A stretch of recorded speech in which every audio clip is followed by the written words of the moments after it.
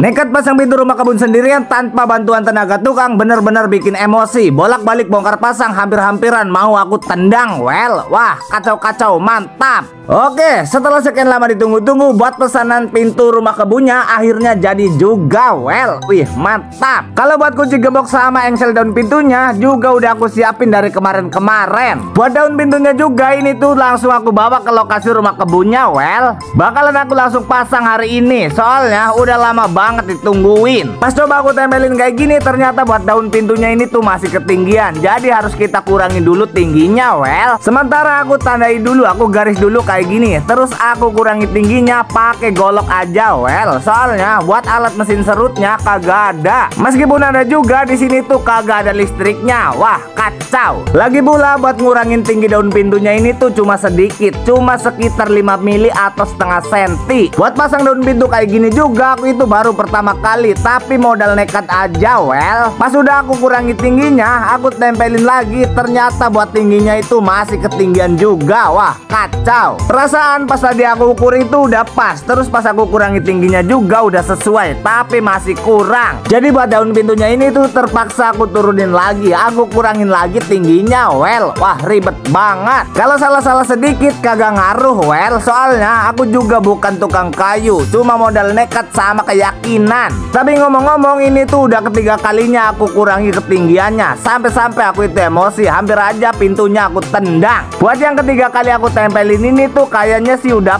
pas, cuma ada sedikit bagian yang harus kita geser. Buat tahap selanjutnya ini tuh di bagian tiangnya aku tandain dulu, aku garis dulu kayak gini. Well, buat pemasangan engselnya, kira-kira langkah pemasangan pintunya bener atau kagak? Well, buat para suhu coba komen ya. Buat posisi engselnya juga tadi itu udah sempet aku tandai, jadi langsung aja aku pahat kayak gini dong. Sebenarnya sih aku kagak tahu. Well, kalau pasang engsel harus dipahat kayak gini fungsinya itu apa. Yang penting aku tuh dicontohin biar dipahat kayak gini dulu. Ya udah, kita gas aja. Buat posisi engsel yang di bagian atasnya juga ini kagak ketinggalan, kita pahat lagi dong. Jadi buat satu daun pintu ini tuh engselnya ada dua, di bagian atas sama di bagian bawah. Well, by the way, mana kayu yang aku pahat ini tuh keras banget. Dari tadi dipahat kagak dapet. Wah, kacau. Tapi setelah 2000 tahun berusaha buat pahat kayu yang satu ini akhirnya beres juga. Buat engselnya ini tuh langsung aku tempelin, terus aku tandain juga kayak gini. Well, sekalian aku lubangi menggunakan bor mesin di bagian tanda yang tadi kita bikin buat pemasangan baut sekrupnya. Tapi ngomong-ngomong, kalau pemasangan pintu ini gagal, kalian jangan ketawa ya. Soalnya aku itu cuma modal nekat sama keyakinan doang. Well,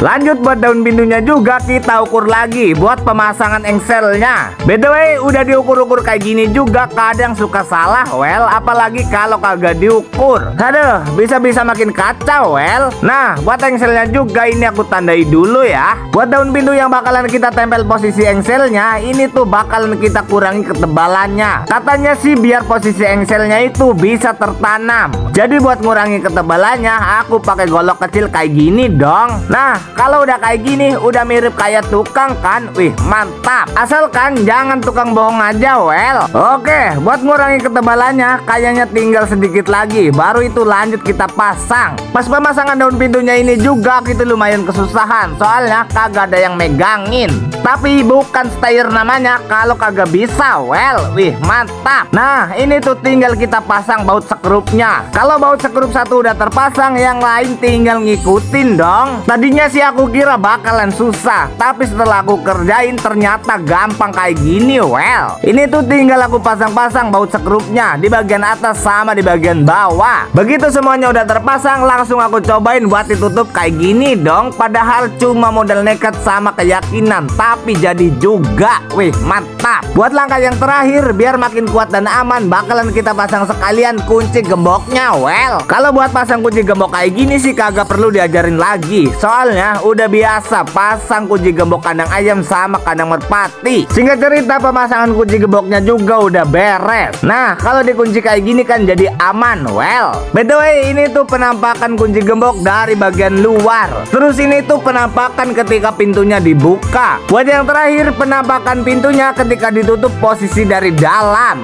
Wih, mantap. Oke, buat teman-teman jangan lupa buat follow, like, comment, dan share ya.